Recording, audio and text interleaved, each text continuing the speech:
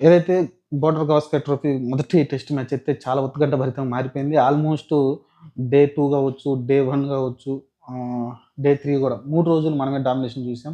Day 2, day 3 అయితే ఇంక పూర్తిగా ఆస్ట్రేలియా ఎక్కడ గూడా అసలు గేమ్‌లోనే కనిపించలేదు. ఇండియా పూర్తిగా డామినేషన్ అయితే కనిపించింది మనకక్కడైతే.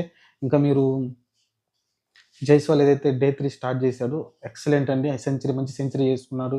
161 పరుగులు చేశాడు. హైయెస్ట్ స్కోరర్‌గా ఉన్నాడు. ఇంకా మీరు చూస్తే కోహ్లీ గూడా చాలా రోజుల తర్వాత అయితే ఒక సెంచరీ వచ్చింది అతనికి గూడా. ఎందుకంటే అతను చాలా విమర్శలైతే ఎదుర్కొంటూ ఉన్నాడు. రీసెంట్‌గా జరిగిన ఏదైతే న్యూజిలాండ్ టూర్ ఉందో, ఇండియాలో జరిగిందో మొత్తం ఫెయిల్ అయ్యాడు. 6 ఇన్నింగ్స్ ఉంటే 6 ఇన్నింగ్స్‌లో అతను ఫెయిల్ కావడం చూసాం. ఇక్కడ చూస్తే ఫస్ట్ దాంట్లోనే 5 పరుగులుగా ఔట్ కావడం చూసాం. కానీ ఇక్కడైతే ఏదైతే మంచి స్కోర్ వచ్చింది. ప్రెషర్ లేదు అతని మీద. ఆహ్, వచ్చాడు. వచ్చి మంచిగా అయితే సెంచరీ కూడా పూర్తి చేసుకున్నాడు.